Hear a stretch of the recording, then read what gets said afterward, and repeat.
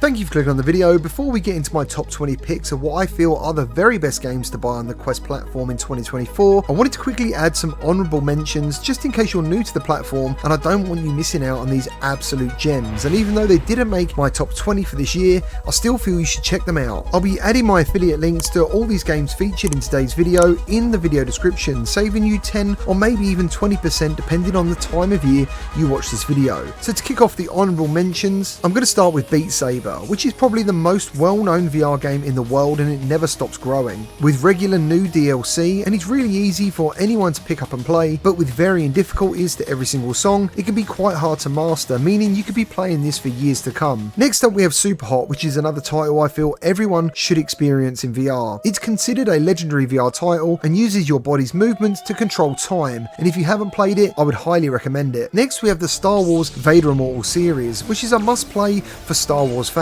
Not only do you get to go toe-to-toe with Darth Vader himself, the lightsabers feel excellent, and using your Jedi powers feels absolutely perfect in VR. Next up we have Synth Riders, which for me has some of the best music packs available, and just like Beat Saber, gets a lot of new DLC. It's easier than Beat Saber, but it has a flow to it that makes you feel amazing when you find the right song. Tetris Effect in VR is the very best way to play Tetris. As a fan of the original Game Boy version, which I still play to this day, Tetris Effect brings stunning environments with lots of challenges and unlocks, and in VR can put you in a zone which I can only describe as just letting go, and you start playing the game almost on automatic. It's a zen-like experience. SBK VRider is easily my favourite racing game on Quest right now. It feels absolutely brilliant leaning into the corners, and it has great graphics, and it's officially licensed, which means you have all the real bikes and riders, and the sense of speed is excellent, especially when you duck behind the visor. And to finish off my honourable mentions, I want to add Real VR Fishing. This game is stunning in the headset and uses real 3D photo geometry to take you to some amazing locations, and fishing in VR just feels so right, and with the inclusion of co-op, you'll be spending hours fishing with your friends. So now it's time to get into the top 20 best games for MetaQuest in 2024. At number 20 we have Dungeons of Eternity, where you can team up with up to 3 friends and take on never-ending procedurally generated worlds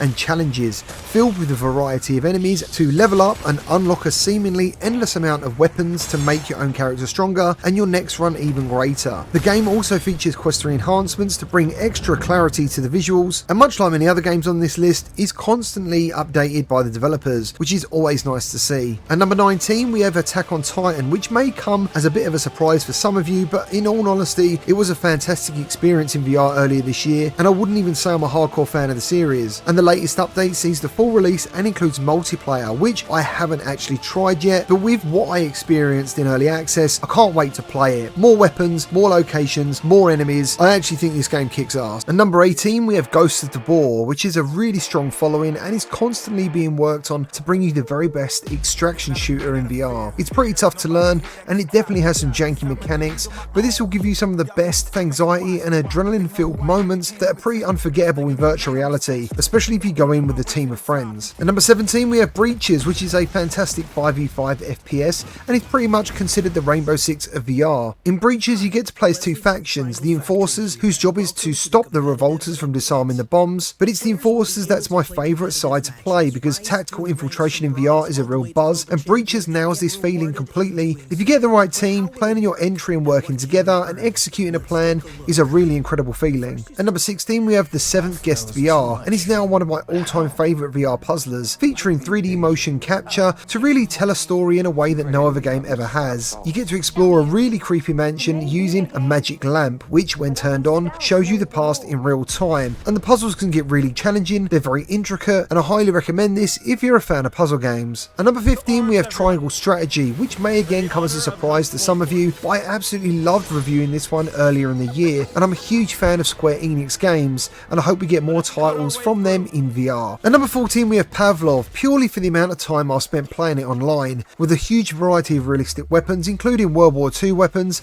and game modes such as Search and Destroy, which feels exactly like Counter-Strike for VR, the famous TT mode, Prop Hunt and the Hide. And the game is always getting updated with brand new levels, and I really do think that everyone should have Pavlov in their VR game library. At number 13 we have Iron Man VR, from the same studio that developed Batman Arkham Shadow. You get to step into the shoes of Tony Stark and suit up to become one of the most powerful superheroes in the Marvel Universe lineup, Iron Man. Using your hands as thrusters in the opening level is one of the best feelings I ever had in VR. You must defeat the mysterious Ghost, who is using an army of Stark-hacked drones, causing havoc in the city, which makes this a very cool adventure with some very cool skins to unlock for the Iron Man suits. At number 12 we had Red Matter 2, which takes place during a dystopian Cold War. You learn the story of people trapped in a different reality that fight and rebel to do the right thing. The game will take you on a fantastic journey to the far reaches of the solar system and will make you question your entire reality as you face the red matter. This is a truly incredible graphical showpiece of what MetaQuest 3 is capable of, and when you see this running with the Quest 3 enhancements, it looks like a top spec PC VR game, and it's a brilliant adventure and interactive story puzzler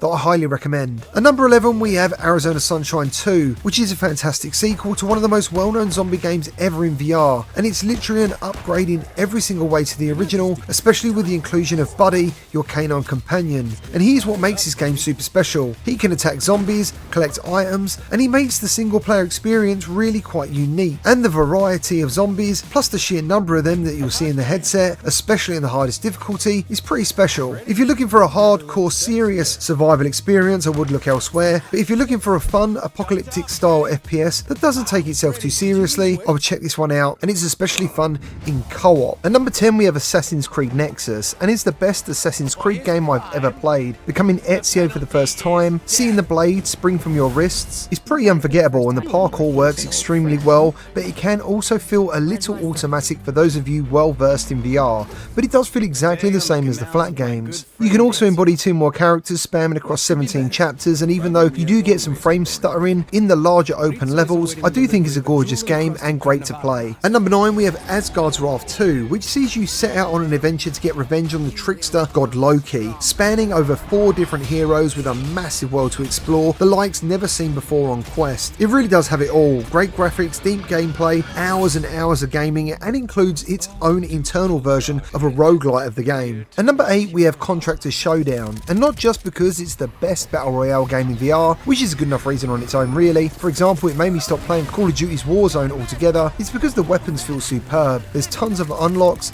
leveling, skins, vehicles, and there's even a new extraction mode called Exfil, which is winning players over left and right. It just feels great to play, and is great with friends and offers hours of gameplay. At number 7 we have The Walking Dead Saints and Sinners chapters 1 and 2, and arguably the first chapter is the better of the 2 games, but it's easily the best zombie survival game I've ever played in VR. It's got a lengthy campaign, fantastic stabbing physics, a meaty chainsaw in chapter 2, and hours of gameplay. And the Quest 3 version brought some really impressive visual enhancements, and is seriously one of the best VR games of all time.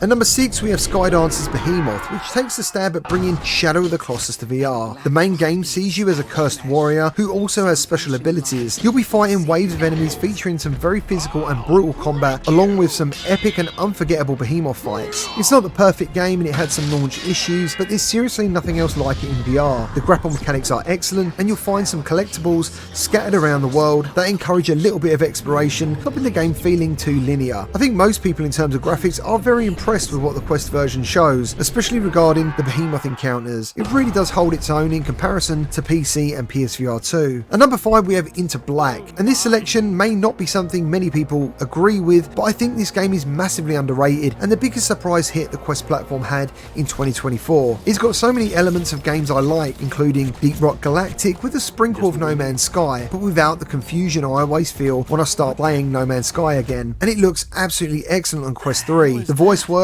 was of a surprisingly high quality, featuring the same actor who voiced Codsworth from Fallout, taking on a similar role in Into the Black, and overall it's nothing short of excellent and has so much depth and replayability. It also includes multiplayer, but I must confess I haven't had time to try it yet. At number 4 we have Blade and Sorcery Nomad, which is quite possibly the most impressive PC to Quest port I've ever seen. Obviously Blade and Sorcery has been available on Quest for years now, going through many different versions, with most updates coming after the PC. But after playing Crystal Hunt earlier in the year on PC VR, I was absolutely shocked by the Quest version. Blade and Sorcery easily remains up there as one of the must-have VR games on Quest, and it constantly improves year on year, and it has a physicality that makes VR so immersive to experience. At number 3 we have Metro Awakening, which I believe is a must-play for fans of the flat game series. The story is very compelling and has a decent gameplay length of around 8 hours. The atmosphere is really immersive and it's full of tense moments, and little things like wiping moisture from your mask using your hands is a very special moment. The weapons all feel great, especially reloading the shotgun. The enemies pose a good threat, and the lurkers can be very unpredictable, and there's parts of the game that feature mutant spiders that jump at you, grab hold of your face, and even walk around your head, and it's massively immersive and obviously very scary because Vertigo ended up adding a arachnophobia mode for players who simply can't handle that part of the game, and I do completely get it. You can literally feel spiders on your hands. The music in Metro may also be the best I've heard in a VR game, and the graphics are superb. In at number 2 we have Resident Evil 4, and I know some people may have an issue with this since the VR version is now easily over 2 years old, but as someone who loves Resident Evil 4, especially the original, this port is the very best way to play the original version of Resident Evil 4. I feel Armature Studio did such a fantastic job, and the Mercenaries mode was one of my favourite VR addictions for quite some time. And that brings us nicely to number 1, and this may come as no surprise to some of you if you know me, and that is Batman Arkham Shadow. For me, this game set a new benchmark of what Quest is capable of, and is a technical marvel on MetaQuest 3. Never before on Quest have I been so impressed with the visuals of a game on a standalone device, and in comparison to PC VR and PSVR 2 games, Batman Arkham Shadow can happily rub shoulders with these platforms. Everything from the level design, boss fights, gadgets, graphics, and voice work oozes a AAA VR title. As a fan of the Arkham series, this is a must-have for Batman fans, and I can only hope we get more games of this quality in the future. Well, there we have it. Thank you ever so much for watching. Remember to leave a like if you enjoyed the video. Please let me know your top 20 and your thoughts on this video down in the comments below, and please subscribe for more VR content. Merry Christmas, and I'll see you all in the new year.